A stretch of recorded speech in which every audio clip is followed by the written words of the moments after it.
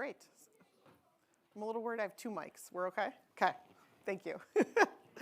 Welcome everybody, and thank you for braving this very wintry weather to participate in this program and conversation tonight. We'd like to welcome our virtual attendees who are joining us via live stream. For those of you joining us in person, when we reach the audience question and answer period, we want to remind you to raise your hand and wait for the microphone before speaking so that our in-person and virtual attendees can both hear you. We want to thank our sponsors tonight, including the Nelson Rockefeller Center for Public Policy and the Social Sciences, the Dartmouth Institute for Health Policy and Clinical Practice, and the Political Economy Project. I'm Carrie Kalla, and I'm the Levy Distinguished Professor in Healthcare Delivery Science and the Vice Chair at the Dartmouth Institute for Health Policy and Clinical Practice. I'm also a Dartmouth alumna from the class of 2001, and I'm joined here by two fellow Dartmouth alums. My research and policy work is focused on physician payment, health insurance markets, and insurance benefit design, and is aimed at improving the quality, accessibility, and the cost of healthcare. I'm currently teaching health economics and policy, cross-listed between the econ department and public policy, and I'm happy to see some of my students here tonight, and lots of my colleagues from the Dartmouth Institute as well. I'm grateful to be joined this evening by my co-moderator and Secretary Azar's classmate at Dartmouth 1988, Professor Charles Whelan. Professor Whelan is the faculty director of the Center for Business, Government, and Society at the Tuck School of Business and teaches undergraduate courses in public policy. In 2020, he was awarded Dartmouth's Dean of the Faculty Teaching Award. And now, the reason we're all here, we're thrilled to welcome the Honorable Alex Azar II, class of 1988, back to the Dartmouth campus. Secretary Azar served as the 24th Secretary of the U.S. Department of Health and Human Services from 2018 to 2021, leading over 85,000 employees with a budget of over $1.4 trillion, the largest budget of any cabinet department. As RFK Jr. is currently going through the nomination process for secretary, you may have also learned that the U.S. Department of Health and Human Services includes organizations like the Centers for Disease Control and Prevention, the National Institutes of Health, the Food and Drug Administration, and the Centers for Medicare and Medicaid Services. Secretary Azar was the architect of Operation Warp Speed, delivering COVID-19 vaccines and therapeutics in record time. He led HHS's response to the COVID-19 pandemic and drove U.S. government efforts to tackle the opioid crisis, increase private insurance options, bring transparency of price and quality information to healthcare, expand telehealth, give patients ownership of their health records, and enable collaborative care models integrating behavioral and physical health care. Secretary Azar also led key public health initiatives such as banning flavored e-cigarettes, reducing youth tobacco use by nearly 1/3, and youth e-cigarette use by 54% in 3 years, creating and implementing the program to end the HIV epidemic in America in 10 years, and preparing for and responding to public health threats. Azar has played significant roles on the global health stage, including some we were just discussing, leading many global health security efforts, representing the U.S. in the World Health Assembly, working with the WHO to end Ebola outbreaks in the Democratic Republic of the Congo, and chairing the most active G7 health ministerial in history in 2020. In addition to the aforementioned accomplishments, Secretary Azar has very generously shared his wisdom, expertise, and experience with our Dartmouth students and community through lectures, classroom visits, and shared meals. Just this week, Secretary Azar visited remotely with Professor Whelan's class. We'll be visiting Professor Herschel Nautilus's Intro to Public Policy class tomorrow morning, and we'll be sharing a meal with students from my Health Economics and Policy class tomorrow. Secretary Azar was named the Rockefeller Center's Brooks Family Lecturer in 2022 when he returned to campus for another winter visit. Likes to get out of Miami in the winter, I guess. Not sure. To discuss his work planning and operating Operation Warp Speed. We could not be more delighted to welcome Secretary Azar back to Dartmouth for another very important and timely conversation this evening. Please join me in welcoming Secretary Azar to the stage.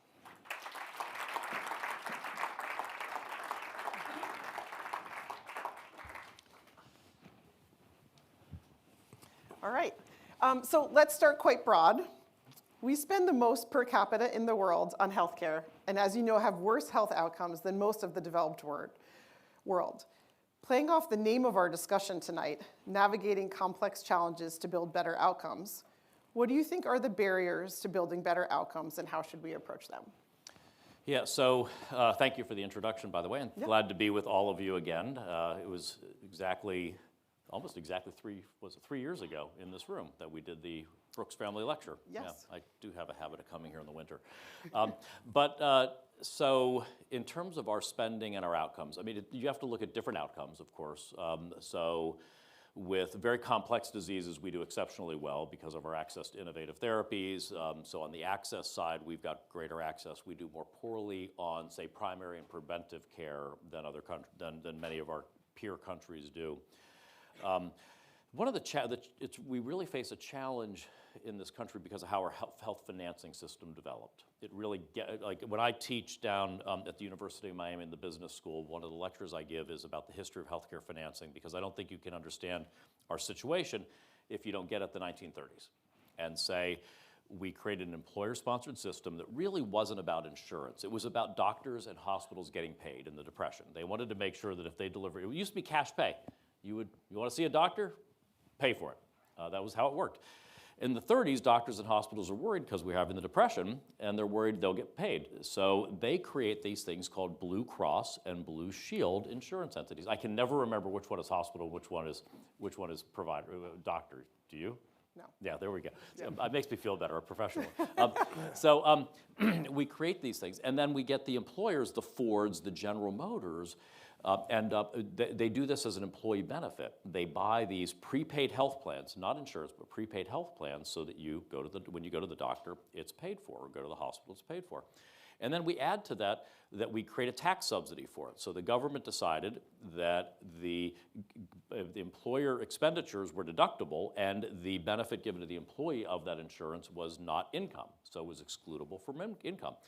And we'd say in economics, what you subsidize, you get more of, okay? You say what you measure. Okay. Healthcare goods are economic goods. No matter what you think about healthcare equity, healthcare is a moral right, whatever, healthcare goods are economic goods, and if you forget that they follow economic laws, you will be sadly mistaken. Healthcare goods are a finite thing. We do not have an infinite supply. And so what happens is somebody has to ration. In any system, there's not an infinite supply of healthcare goods. So the individual can ration. That would be a cash pay market. The person paying can ration. That would be the insurance company. Or the provider could ration. Rarely would a doctor or hospital want to ration because they just want more. What you have is potential infinite consumption that has to be effectively controlled.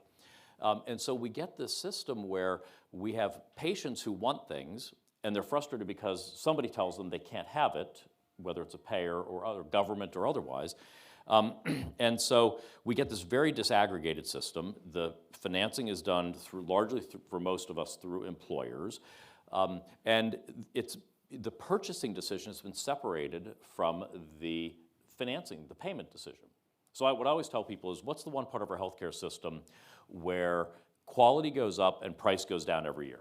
What is one service in healthcare? Quality goes up and price goes down every year. It functions just like the rest of our economy, just like buying a new TV, buying a new router, computer, whatever. What's an example of that? I'll give you a clue. My father was a famous ophthalmologist, and yet I haven't had this done. Yes? LASIK eye surgery. LASIK eye surgery. Quality goes up, price goes down every year. Now, this is a joke, not a contract, but I bet you $1 million that I could make the quality of LASIK go down and the price of LASIK go up within a year. What would I do? One thing would cause that to happen, guarantee. I know you know. Anyone? I would make it a covered benefit under insurance, because that detaches the pricing and purchasing mechanism from the product. So what we have is this mishmash. We've got a system that acts in many respects like a European socialist system with a third-party payer. We have elements of choice and personal decision-making, because we really don't, that R word, that ration word, we don't like to use. We don't like control. We're Americans, we want to be in the driver's seat, but we don't actually have the market mechanisms to make that work. to have the patient really be in the driver's seat, choosing like LASIK eye surgery, actually competing on price, saying, I'm going to this doctor, not this doctor, because your price is lower and your quality is better. We don't have a lot of incentives in that system. I had an example when I was secretary. I had a medical condition. I was at my primary care doctor who was taking care of me, and he said, all right, well, we need to get you CAT scanned right away.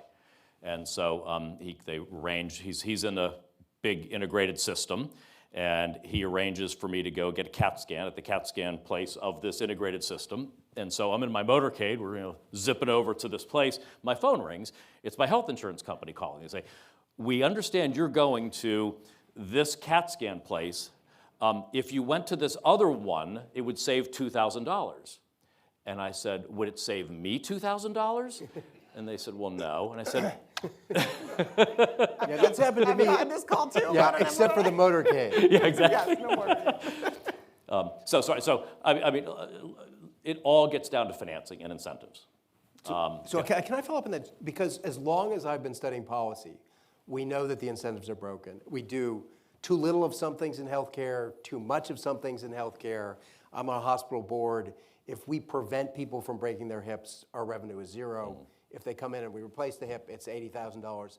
So how can, and we've been talking about this for so long and nibbling around the edges, how can we take the broken incentives that you described and the system that we probably can't change wholesale, but modify it so that we do more things that are cost effective, fewer things that are a waste of resources? Value-based care, which has become a bit of a cliche, but let me explain what that means because it has been refined over the last 20 years of the journey that we've been on.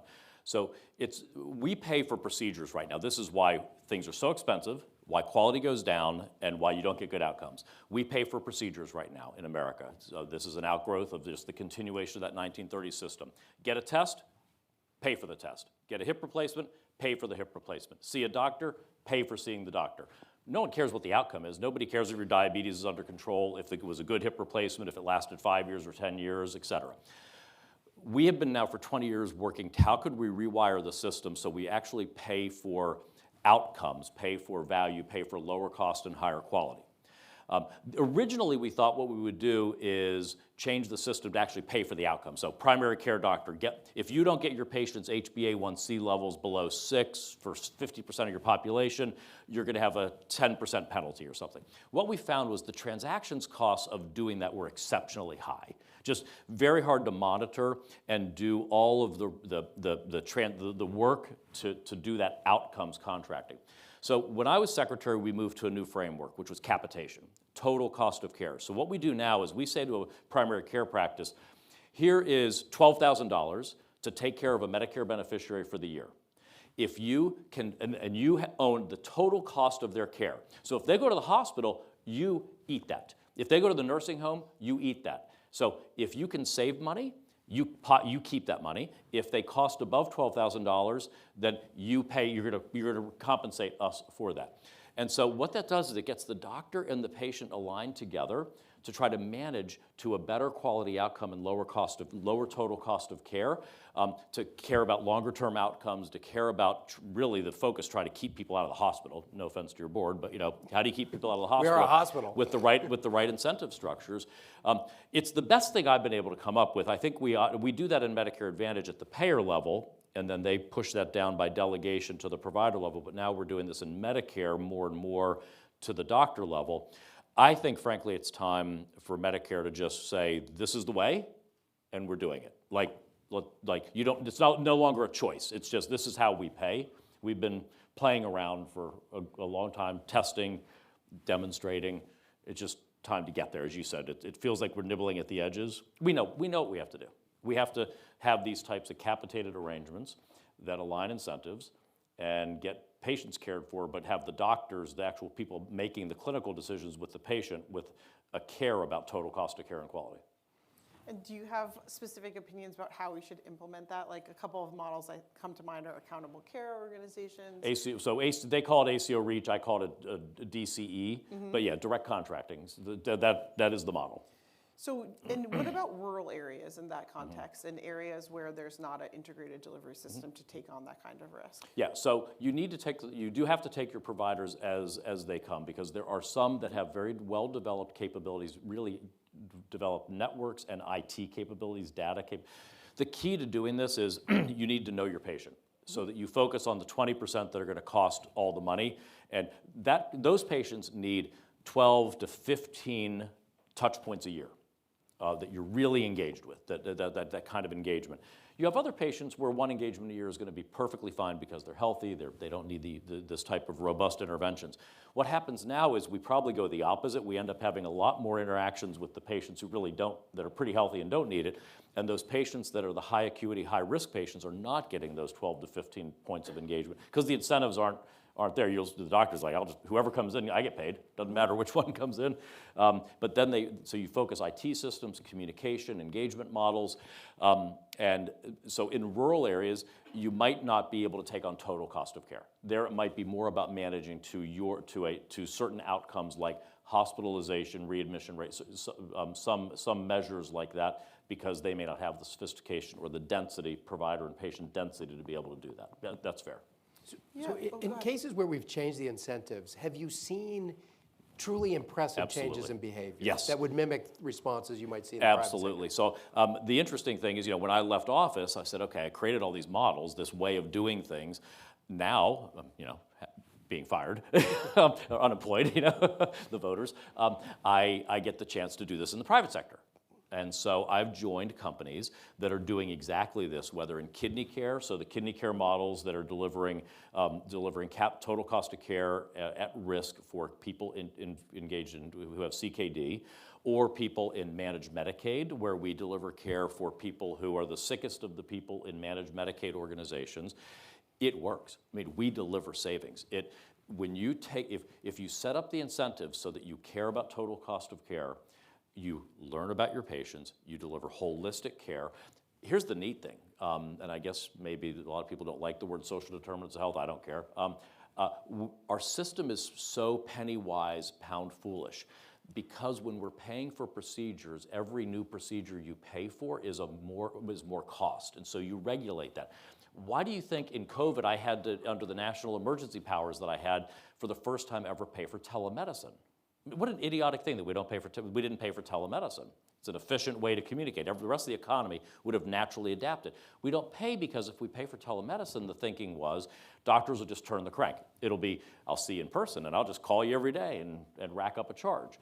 But if I own the budget, if I own total cost of care, if I decide to do telemedicine, if I decide to do a home visit, if I decide to send a home health aide, if I decide to send a meal that helps you stay in the home and not go to a nursing home, if I put a ramp in at your house, if I put air conditioning in at your house, I'm betting with house money.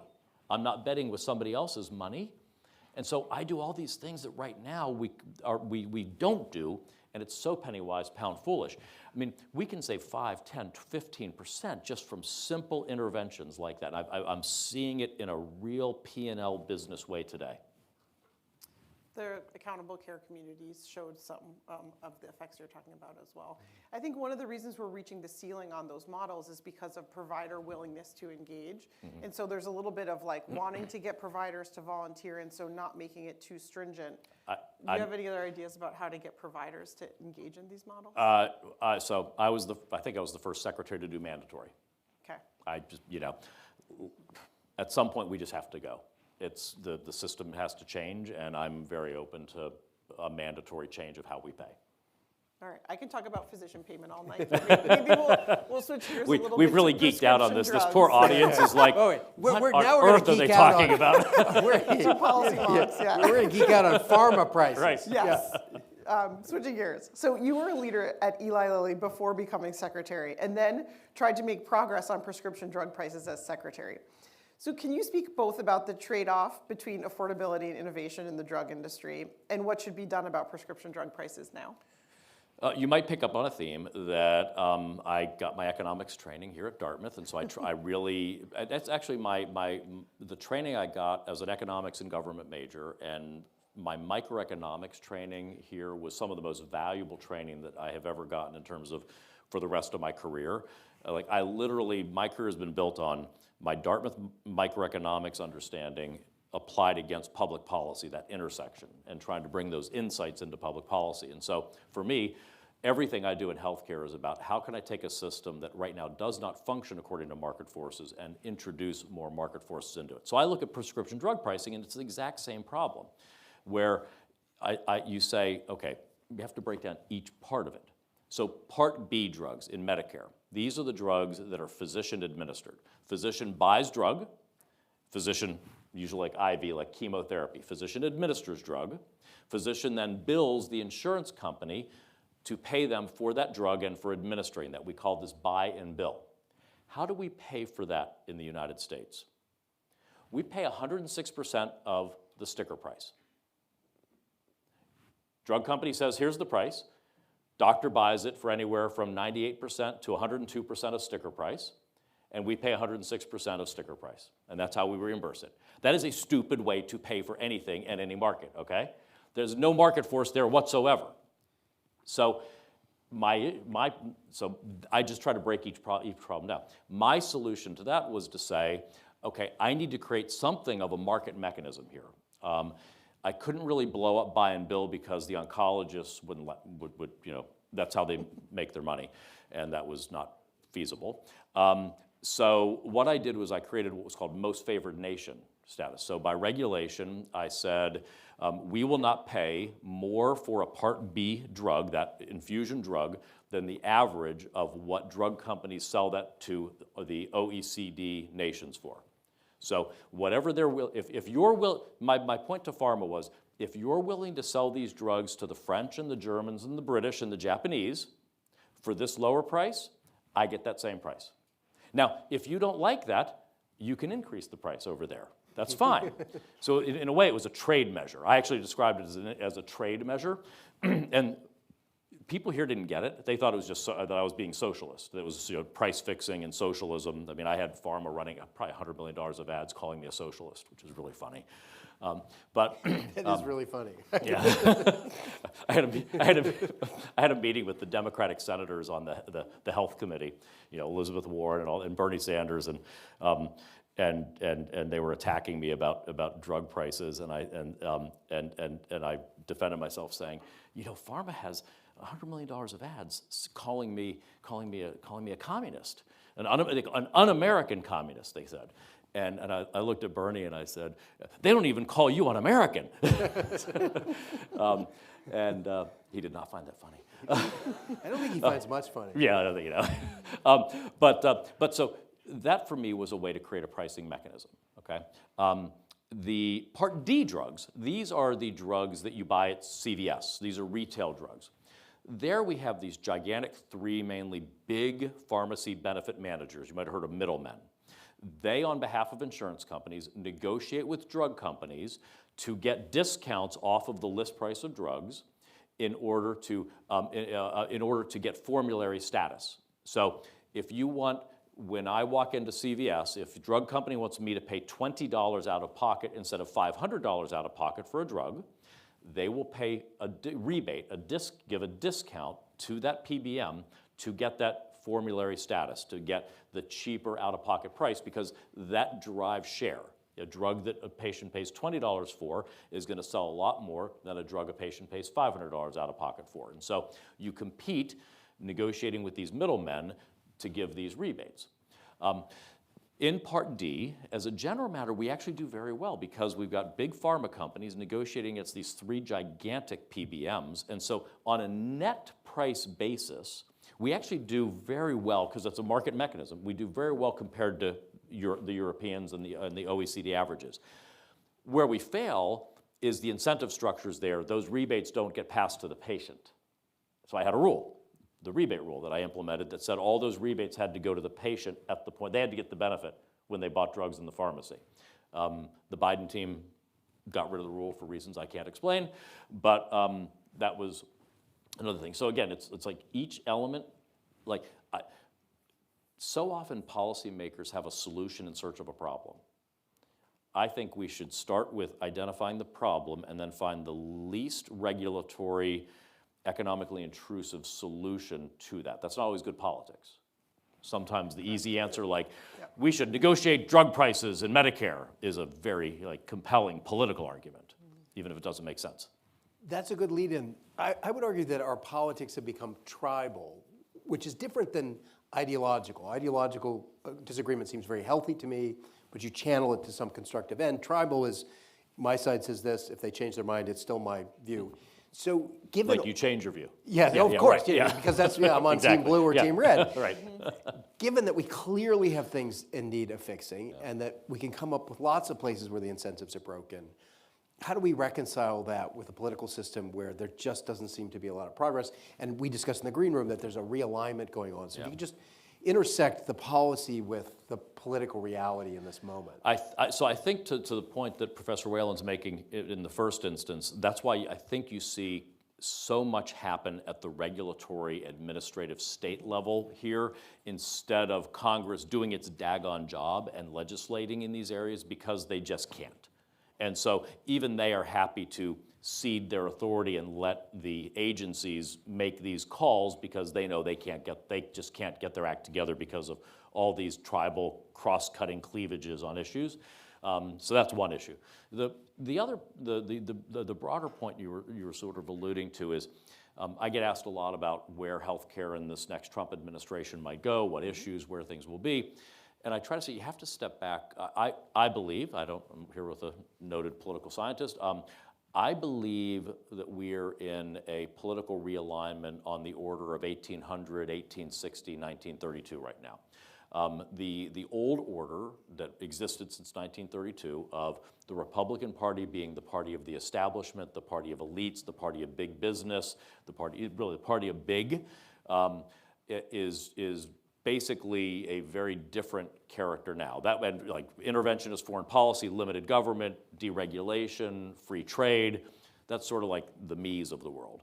That is radically changing, and I think, and the Democratic Party being more the party of interest groups, unions, working class, maybe less elite individuals, it's all being flipped around now. And I think the Republicans are becoming the party of individualism and populism, working class, more of the heartlands, not from the coast, less elite on the education front necessarily, very America-centric, but very anti-big. So if you actually look at RFK Jr. spoke at the Madison Square Garden the Saturday before the election, and I don't have the exact quote. The line was something like, the Democratic Party is the party of big pharma, big government, big food. It was big, big, big, big, big, big, big, big. Big is the enemy for this crowd. It is a distrust of institutions. And it was going on before COVID, but COVID just hyper-accelerated that. So what the FDA says about something now is not something that's now automatically trusted, a gold standard. What traditional institutions that one would trust, those aren't trusted anymore. Leaders aren't trusted very much. I will research, decide for myself. And that comes into healthcare. So you normally would think Republicans, pro-pharma. Not so much anymore. That's big pharma. Big is bad. You might think deregulation, maybe not so much. Maybe those entities need to be controlled. But we're still in the birthing process of this change. And so there still is within even the Trump administration personnel who would hold more towards orthodox older ideas and personnel who are more attached to the more populist ideas. So it's not monolithic. And so that means where things come out on any issue will be very personnel dependent. And not just where people are, but what their power is at that moment when that decision is getting made, who wins and who loses on an issue. That's why you might hear the administration say, we need to control drug prices in the morning, and in the afternoon be talking about the need to adequately reward innovation in pharmaceuticals, because it's still being worked out. I think I know which team is going to win there, but for now, it's going to seem often like bouncing around. Do you see areas of agreement either across the aisle or within the different factions of the Republican Party you're naming? I think as a general matter, we're certainly seeing manifestations since the president took over of desire for limited government, desire for controlling the administrative state. And so deregulatory impulses. What we're going to have to see, and this will come up in what's called reconciliation, which is the extension of the tax cuts.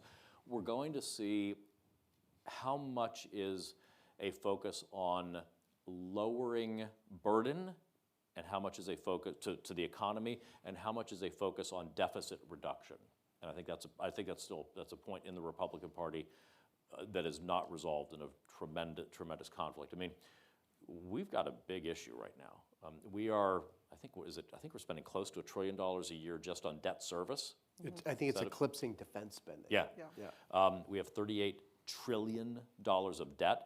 We're holding a lot of that for reasons that I don't understand as short-term debt. These are short-term notes. We didn't finance the debt at like 50-year notes when we could have done so at 1 or 2%. So we're sitting on we have an adjustable rate mortgage, friends, for $38 trillion. And have you noticed rates? Not good. We could be, and they do the auctions of bonds on a nondescript building on K Street is where Treasury does them. I mean, we could be one failed bond auction away from a bond crisis, a debt crisis, become Argentina. So the debt issues are very, very real right now. And it's going to be a question, is there a consensus enough to start tackling that? I don't know. You can tell where I probably bias. But healthcare, I think there's pretty good consensus. Like if I had to describe President Trump's thinking or agenda on healthcare, it would be choice, competition, and populism. So patients in the driver's seat, give patients choice, not mandates. Competition, sort of the theme I've been talking about. How do you harness tools of a competitive marketplace in healthcare? Because the alternative is you go be the UK and do a national health service. It's like we're sort of living in this mishmash in-between world now. And I think there's a pretty good consensus to be there. Drug pricing, I think, again, it could be one way or the other. I think very broad support around Medicare Advantage, which is the private plan way of delivering Medicare benefits, which I think is only going to increase because of a problem created in the Inflation Reduction Act that we can talk about. If you want to get really geeky, I can talk about how the IRA killed the Part D standalone drug benefit actuarially. That'll be a crowd pleaser. Yes. So varies. So to kind of tie this together, the challenges that you see, the political environment, if you were giving advice to the next HHS secretary, looks like it'll be RFK Jr., what would that be, having sat in that seat for quite a while? Yeah, so obviously don't presume to tell a new secretary what their agenda will be, what to focus on. I can just tell you if I were coming in, what I'd be thinking about right now, top of what I think some of the most pressing issues are. First bit of advice would be, yes, there are issues with the administrative state, and yes, there are issues with too many people and sometimes people who don't align to whoever's elected's vision. But there are some quite good career people there. And you can't get things done without working through and with those folks. So I'd say, I would be looking for the folks that you really can work with and I found most of the career people that I worked with to be very honorable and very understanding of our constitutional system of government, that there's a winner and a loser, and the winner gets to set the agenda, and it's their job to work with you. And any bureaucracy resists. Not for politics, but they resist because they're bureaucracies. They'd rather have the status quo. Whether it's a university or a corporation or the government, that's the job of us as leaders, is how do you break through that resistance to get a change, a behavioral change, a transformation. That's one. The second is value-based care. I just think we have got to pull the ripcord on that and move full on value-based care. Part of that is supporting Medicare Advantage, because that is how we pay value-based care, but it's also in fee-for-service, the move to these capitated models.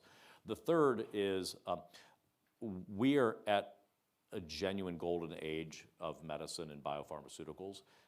I have been with a 19-year-old young man who had sickle cell anemia, who went into Children's Hospital and 30 days later walked out after a gene cell transplant with no sickles in his blood. So he went from a shortened life, a life of pain and agony, to a hopefully lifelong cure of a disease. We're seeing that with cancer, with gene therapies. We decoded the human genome around 2000.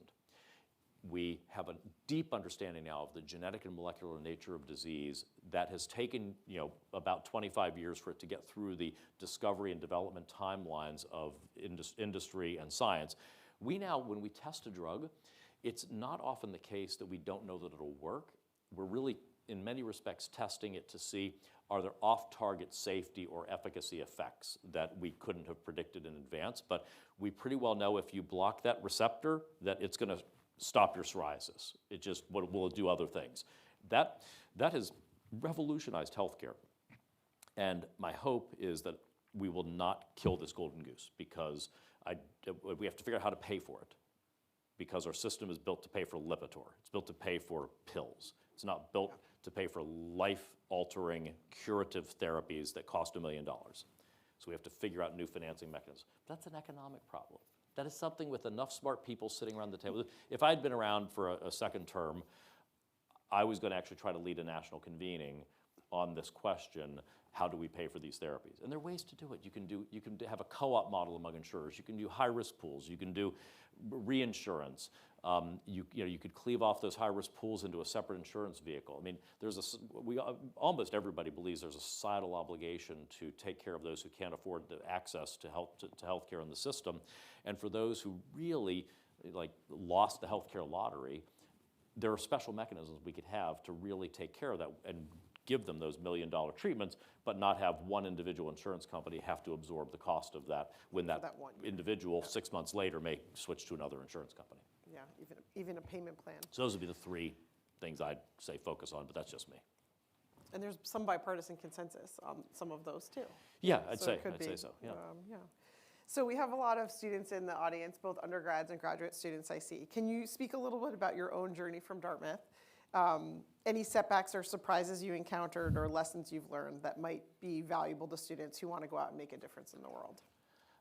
So I think this is accurate to say that I've never had a job that I applied for. Again, I think it's accurate. I applied for many jobs that I didn't get. But for the most part, I think all of them, most part, they came to me. What that means is you can't predict your life. Like when I was sitting here, when I was at the Rockefeller Center, going to all the dinners and every speech I could go to, I never would have guessed that I would have been a cabinet member. I never would have guessed that I would have been the president of a pharmaceutical company. Just wouldn't even have entered my mind.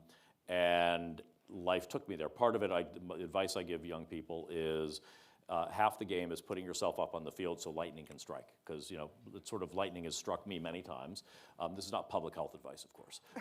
But in other words, get the resume, you're doing the right, get the resume, get the education, get the right experiences.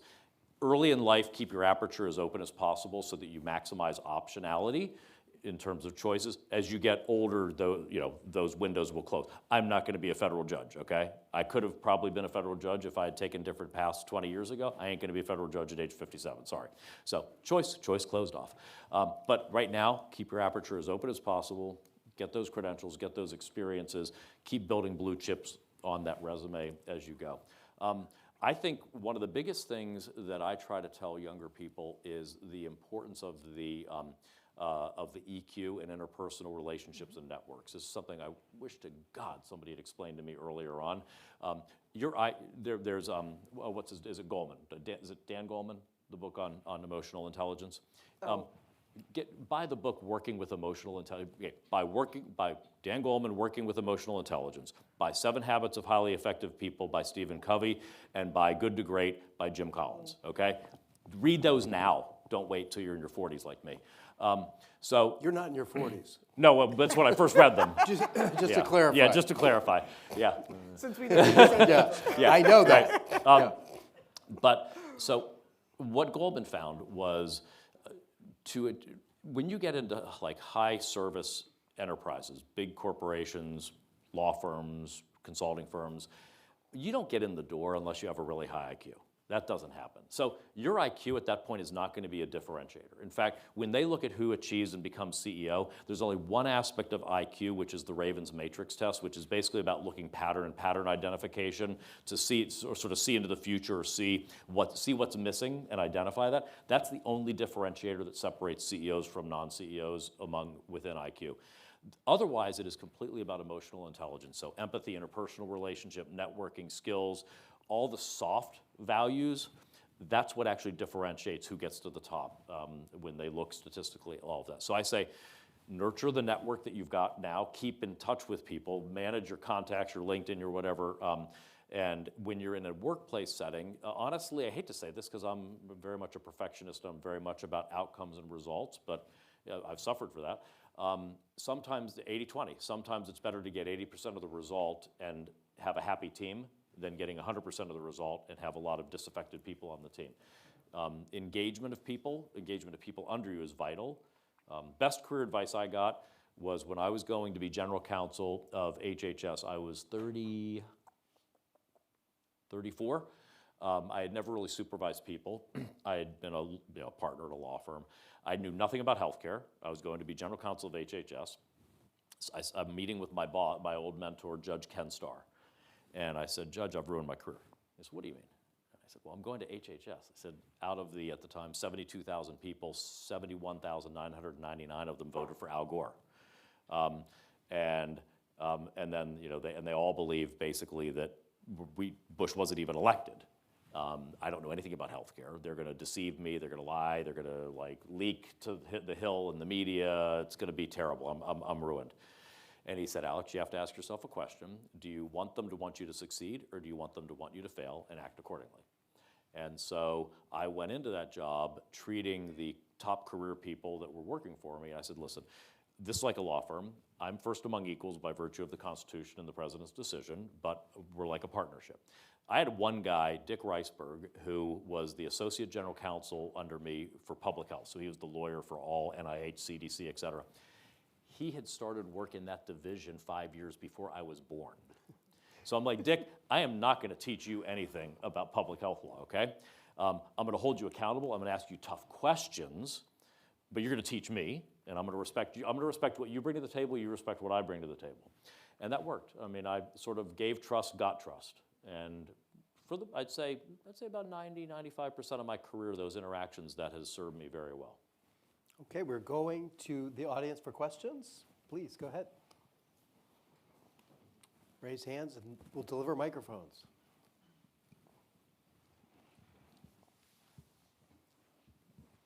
Thank you so much for your talk. So I have a question about Chevron. No. I get out of the law and they keep pulling me back. So you described some incredibly difficult, deep-rooted problems and argued very convincingly that a smart expert regulator can help address them, at least in part. And yet, many argue that experts in the executive agencies, including those in HHS, will have a more difficult time exercising their rulemaking authority post-Chevron. Do you agree or disagree with the sentiment, and how will it affect the solutions you've outlined? Yeah, so For for people's benefit, so up until 1974 or so, there would be a statute, and the statute would say the secretary shall regulate the level of arsenic in the water and determine a reasonable level of arsenic in the water. And the secretary would put out a regulation with facts and information saying what a reasonable level is. Somebody would challenge that in court, and the court would look at it and say, does that look reasonable under all the facts and circumstances, yes or no? What the court said in Chevron in about 1974 was, no, we don't do that anymore. When Congress has given the power to the secretary to regulate and has created an ambiguous term, if the secretary chooses not a reasonable, but basically in the realm of not insane approach, we defer to that. And so that's why you have a situation where one secretary says X, and then new president, next secretary comes in and says not X, and both are upheld by the courts. the Supreme Court said, no, we're going back to just recently said, we're going back to the old way, which is we call balls and strikes.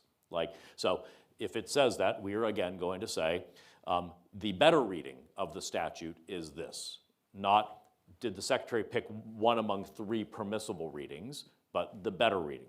So yes, it takes away some power of the Secretary because you could do some more pushing the limits. There could be 4 readings of the statute.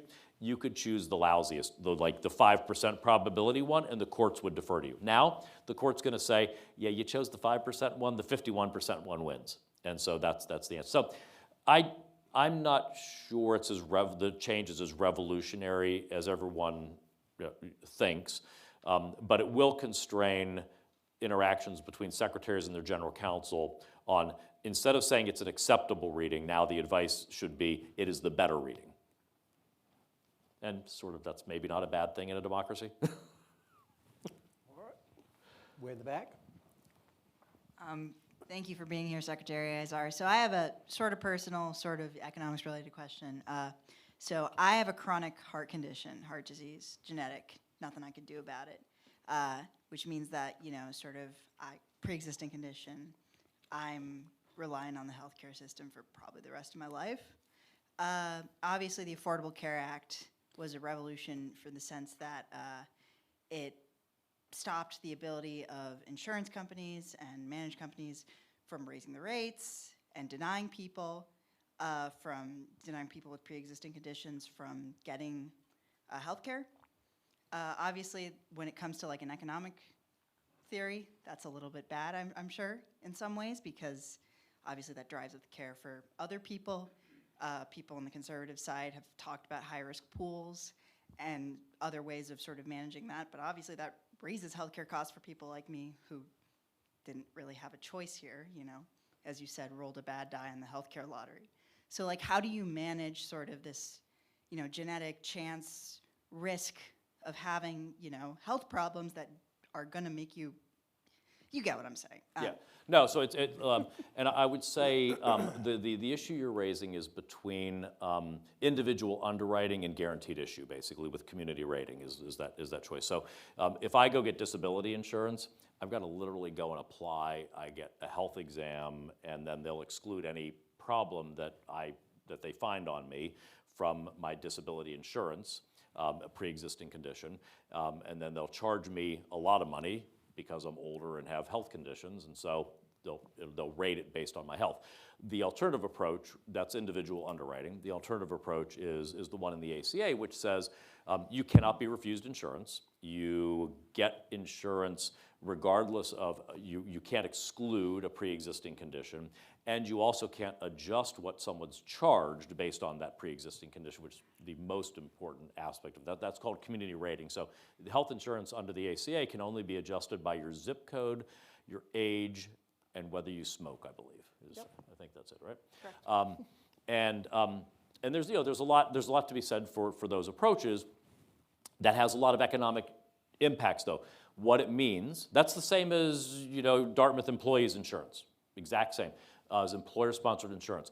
If you have an adequate risk pool, if you have enough people in that risk pool, you get enough internal cross-subsidization that can work. So that's how we solve it, and that's why the Affordable Care Act is working better, because we've actually got now so many people into it that it's allowing that to function as an effective kind of risk pool right now. Where you get nervous is when you have small employers that don't have enough in their group. That's why we like ideas like association health plans that let employers band together to create a bigger pool of risk there. But yeah, I can assure you, I've never heard anybody on my side of the aisle say, boy, individual underwriting would be great in healthcare. Nobody wants that. There are different mechanisms to try to deal with it. You could have things like continuous coverage requirements that economists think are great. Like basically, keep your insurance, but if you lose it, you'll have to be underwritten again. That's a way to have a pretty good incentive to have insurance. What you don't want to have is a system where somebody who has a bad health condition doesn't buy insurance until they go into the hospital and buy insurance. So you can't have people going in and out. That's the issue. That's what led to the mandate in the ACA, was to try to prevent that. But there are other economic mechanisms that are less intrusive, like continuous coverage mandates and others that can solve that problem. I would also add that the whole pre-existing condition is going to move more to a spectrum. I mean, the more we can do genetic testing and other kinds of things, it may be, well, you don't have a heart condition, but you got a 75% chance or a greater Exactly. risk of We're getting so where, yeah, it just doesn't look like conventional insurance Right. anyway. Right. Last question, right down here, I think. No. Thank you for being here. I wanted to ask you a question about conscience rights, especially for doctors and practitioners. So in light of the increasingly complex landscape of abortion provision for both patients and doctors, especially after the overturn of Roe, what do you see as the way to reconcile medical professionals' right to conscientious objection with patient rights, including debates over rights to information, transparency, and referrals? And on a more theoretical level, how can the way we think about conscience and the accommodation of differing moral beliefs inform the way that we conceive of government when it comes to matters of policy and moral disagreement? So a very difficult question. I mean, one that, and people, I hope, will agree that there are legitimate ways to disagree about these issues within this room and throughout our society. And people will approach them with very different moral judgments and different views about individual liberty, et cetera. My record on this one's pretty clear, because there are laws that Congress has passed. Actually, a lot of them were passed, I think, and signed by Bill Clinton when he was president in the 90s, that are conscience protections for healthcare providers that basically say a healthcare provider can't be forced to do a procedure that violates their religious conscience, or actually their conscience. I don't think it even says religious. I, as secretary, was extremely active in enforcing and bringing those provisions to life. I think you will see President Trump again doing that. I mean, if you could probably just look at what we did in the first term, it'll just come back again.